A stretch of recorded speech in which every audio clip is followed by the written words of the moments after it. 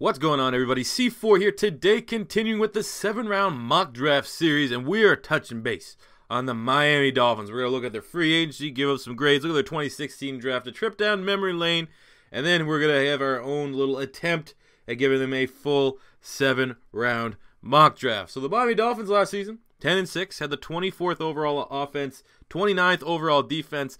How did they make the playoffs? I do not know, but personally, I thought Adam Gase was my sleeper for Coach of the Year when all was said and done. Unfortunately, lost it to Jason Garrett. Ew! But very commendable effort put forth by the Dolphins, and unfortunately, Tannehill went down. Even though I personally don't think Tannehill is anything special, they lost their starting quarterback before the playoffs, and then they kind of had a rock and roll with Matt Moore. So the MVP last season was Jay Ajayi. He came on, really took over that offense. You know, a lot of people were concerned when he came out from Boise State about his knee-on-knee, bone-on-bone injury that he had. And he really put that all to rest. I mean, even this offseason, there was reports that like he was emotionally upset that Ruben Foster was going to be the starter. They didn't even let him travel with the team or some garbage like that. And then he came out to have multiple 200-yard games. He was an absolute animal at giving points this season. So hopefully they can get a return season on that next year and compete in the AFC East against an incredibly difficult-looking New England Patriots. So their needs for me before free agency started, I had as linebacker, defensive end, tight end, and then improving the offensive line.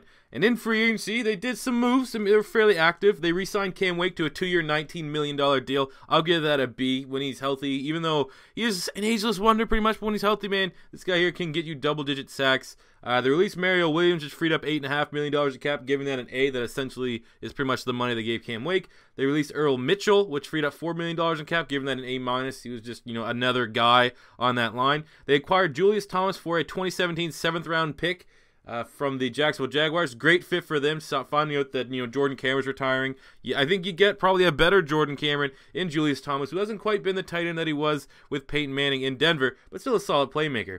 They re-signed Andre Branch to a 3-year, $27 million deal. I'm giving that a D+. I thought that's a vast over-evaluation for a player and not good allocation of money. They re-signed Kenny Stills on a 4-year, $32 million deal, giving that a B. Great signing. They got him below market value.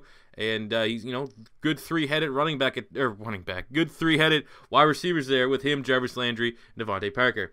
They signed Anthony Fasano on a 1-year, $2.75 million, giving that a B. He was like one of the best run-blocking tight ends last year, according to Pro Football Focus. A great, compliment to what you get in Julius Thomas. They extended Rashad Jones to a 5-year, $60 million deal, giving that an A-. It is coming off an injury for Rashad Jones, which is a little bit worrisome, but when he's healthy, he's one of the most underrated defenders in the NFL. They acquired William Hayes from L.A. for a 7th-rounder. Or no, they acquired Will Hayes from L.A. and a 7th-rounder for a 6th-rounder. Giving that a B. More rotational depth. Very much so you're not... based on how Mary Williams played last year and how Will Hayes played last year, I think you're getting William Hayes at a cheaper deal than what you get with Mario Williams. So good, cap dealing, if you will. Then they signed Lawrence Timmons for a 2-year, $12 million deal. Give that a B. That's a need. Linebacking core is definitely a need. It looks like they re-signed Kiko Alonso as well, which is a good piece of business, and I'm glad that Kiko's playing well for you guys after you traded for him from the Philadelphia Eagles. So looking at their 2016 draft real quick, overall, I like the draft. There's some things I like, some things I didn't like. They got Larry Tunsil in the 1st round after he slipped. I think that was a tremendous value. Great pick up there. Xavier Howard in the 2nd round, the corner from Baylor. I thought that was a reach, especially because he's coming from Baylor's defense, which only gave up like 40 points a game. He's athletic, I guess, but he's more of a project guy. I thought that wasn't a great pick. They got Kenyon Drake and Leonte Carew in the 3rd round. Both those guys have a lot of upside. Kenyon Drake will be a rotational back, and Carew is, added depth to a great receiver core. In the 6th round, they get Jakeem Grant and Jordan Lucas. Jakeem Grant, special teams ace from Texas Tech, unbelievably quick. And then Jordan Lucas, the safety from Penn State. I don't really know a whole lot about him. And then the 7th round, they got Brandon Doughty, the quarterback from Western Kentucky. Really like that pick. Think there's some upside there. And they got Thomas Duarte, the tight end from UCLA. I assume did he even make the final roster here? Oh, look, he did. He made the final roster. But, overall, not a bad draft, not a good draft. Some I liked, some I didn't like. I liked, Larry Tunsil, great value. I liked Leonte Carew. I liked Brandon Doughty. But the rest of the guys are just guys, playmakers that are going to be trying to find a depth role.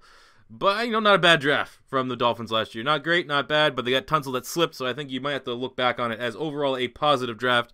So what can we do here in 2017? So in the 1st round at pick 22, I'm selecting Zach Cunningham, the linebacker from Vandy, 6'3", 235 pounds, ran a 4.67 40, 35-inch vertical, 125-inch broad jump. Now, this guy here, uber productive. Literally, he's everything you want in a new age linebacker, except the finished product on his tackles needs some work. He needs to get more consistency as a tackler. His NFL comparison's Alec Ogletree. I think that's somewhat fair, but I mean, if he can get the technique of proper tackling, which is a thing you can get, trust me, you can honestly develop that. The fact that how he's the most, I think he has the most range in this year's class, more so than a Ruben Foster, which may be a little bit of a hot take, but he's a 3-down linebacker that has really, really good coverage ability. I think he can drop back if he needs to. Can also go and attack with his elite athleticism. Even though the 4.67 doesn't, really eye pop, he plays faster in pads. And look at the Miami Dolphins depth chart. You have Neville Hewitt, Koamisi. I mean, I think both.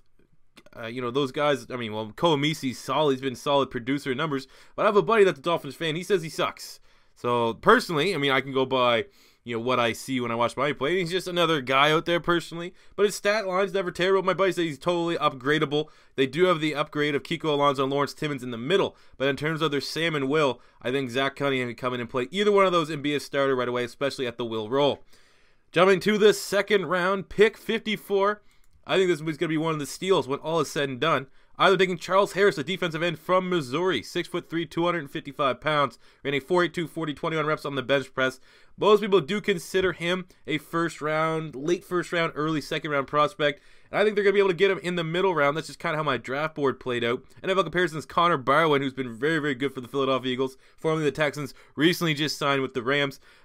Yeah. I think Charles Harris is more of a 4-3 player than he is a 3-4, where Byron is a 3-4 more than a 4-3. But I think either way, he is a valuable edge rusher on a team whose edge rushers are very old and they need to look at getting younger. Again, they did show some support at Andre Branch by re-signing, but Cameron Wake and William Hayes, both those guys are well over 30, and you need to get your next edge rusher, your next premier edge rusher to put out there. I think Charles Harris in the second round is going to be way, way too juicy for the Miami Dolphins to pass up there, and he'd be a great edge rusher. I love his mentality. He's a monster of a playmaker, and as long as he can really continue to develop as an edge rusher, as long as he doesn't get, reluctant and complacent, I think the sky is the limit for him.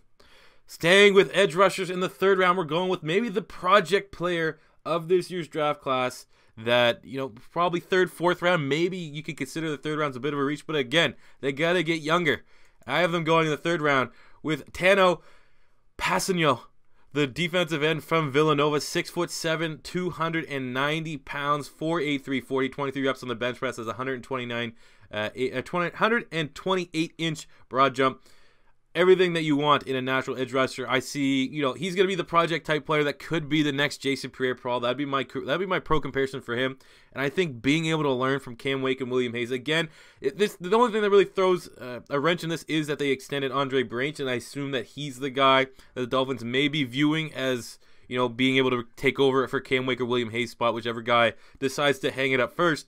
I'm personally not sold on that, so I'm pretty much ignoring him on this roster. Maybe he can move into a defensive tackle role. He is, I don't even think, he's 260, 265. That's he's not that big. So personally, I think they should just go best player available. And Passanio, I guess, overlaps a little bit with that defensive end spot, but this guy here is the playmaker. He could be what Deion Jordan never was for the Miami Dolphins here. And like I said, this pick here just really doubles up with the fact that I don't like Andre Branch, and I think if I'm the Dolphins, Charles Harris and Passanio as my depth coming off behind Cam Wake and William Hayes, especially both those guys can get in on a rotational basis, I'd jump all over that. Plus, Passanio, man, if he's 280, you may eventually see him be a defensive tackle. If he's that much of a project player, him being 6'7", 300 pounds is nothing. And you can line him up next to Ndamukong Suh.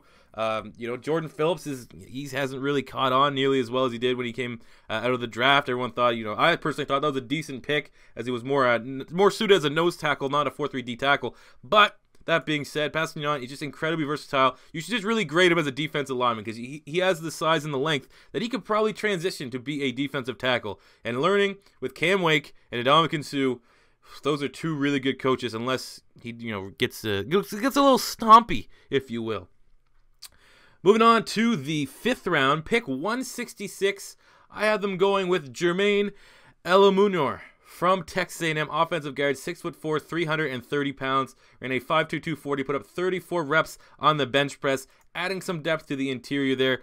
Really, he'd go, I assume, on the right side. But I think guard is a position they could look at upgrading. They got German Bushrod, who's not terrible. Anthony Steen at left guard. I think that's where you may be looking at an upgrade there. And Ella Munoz, top 5, I think, on Mike Mayock's interior offensive line. I think he will slip a little bit just because, his technique's not where it needs to be right now. He's just a very powerful athlete that needs to continue to develop. But I think because he can play guard and right tackle, incredible versatility. I think right tackle and guard are 2 spots on the offensive line they could look at improving, the left guard spot and the right tackle spot. And I think adding a guy like that that's really, really flexible along the offensive line would be a great value pick with their first of 3 fifth-round picks.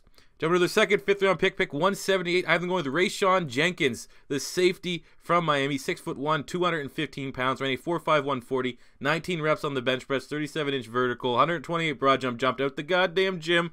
I think he's another guy with upside. Have him learn behind a TJ McDonald, as long as he doesn't take the same, I'm going to be drinking and driving, or whatever the hell was going on with TJ McDonald. But more so Rashad Jones. I think Rashad Jones is a guy that can help ease this young guy in, who's going to come in, I think, more so as a strong safety. But he could probably play a little bit of free. Good ball playmaking skills while he was at the U. And I think, a guy that, usually 2, 3, 4 interceptions a season for every year that he was in college. But I think, another one of those guys, big time, big playmaker, will be able to make it as a in the box, outside of the box, special teamer right away, and would add some good value there at the safety spot. But more so, he's a tweener, man. I don't know if he's necessarily going to be a stronger free, probably a little bit more valuable to the Miami Dolphins as a free safety. But then again, it's really hard because if they did sign TJ McDonald on a prove yourself deal, he's suspended for a lot of the season. Will they maybe move Rashad Jones to a free safety role because he does have the ball playmaking ability to play a free safety, and then try to find a way to have Rashad and McDonald both on the field at the same time? I know they brought in Nate Allen, but I mean, as an Eagle fan, Nate Allen's nothing special. And I think adding the best defensive back available here in the 5th round is Shawn Jenkins for the Miami Dolphins would be the most value for their pick. Going to their last 5th round pick 184. I've been going with Devon Goshow, the defensive tackle from LSU, 6'3", 310 pounds, ran a 5.27 40, 18 reps on the bench press. He's undersized 3 technique, great punch against him. Definitely a 4-3 rotational defensive tackle, which is what they need at the moment. The defensive tackles are Ndamukong Suh, Lawrence Okoye, and Jordan Phillips. I think they certainly need to add some depth to that, and Goshow is a solid prospect. Come from LSU. A lot of people thought he left college a little bit early, but the fact that he was able to get some in a rotational role, 7.5 tackles, 5.5 sacks last season, I think, not have to be rushed right away. I think the Suh and Phillips are their projected starters, so have him come in, work on a rotational status, learn the game, again, from a Ndamukong Suh, a very good veteran that's one of the best defensive tackles in the league, and then put it all together, there you go, get some great depth. And then finishing up here in the 7th round pick, 223, I have them going with Jonnu Smith, the tight end from Florida National, 6'3", 250 pounds, ran a 4.62 40, 22 reps on the bench press, and tied in the top for all tight ends in vertical, broad, 20-yard shuttle, and 60-yard shuttle. NFL Pro comparison is Delaney Walker, which is quite the comparison for a guy that I think will kind of slip here a little bit.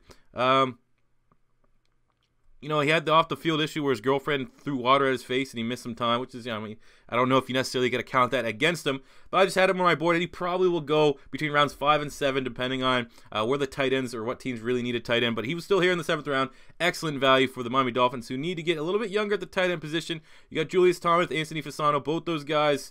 They're not young. They're not spring chickens anymore. So going best player available on a team that really likes to utilize tight ends and have quite the stable of tight ends. Bring them in and competing. Getting a guy in the 7th round that's going to compete for your final 53 versus a guy, that usually is just always a special teamer or where he's, a heavy candidate to land on a practice squad. I think that's too good to pass up for the Miami Dolphins as they finish up the draft, getting a talented, athletic tight end. So there you go, guys. That is my full 7-round mock draft for the Miami Dolphins. This is your first time stopping by. Don't be afraid to hit that subscribe button. Leave a comment in the comment section below if you agree or disagree. 100 likes on this video. We'll do the New York Giants tomorrow. It gotta get done. So thank you guys for watching, and until next time, it's C4 saying peace out.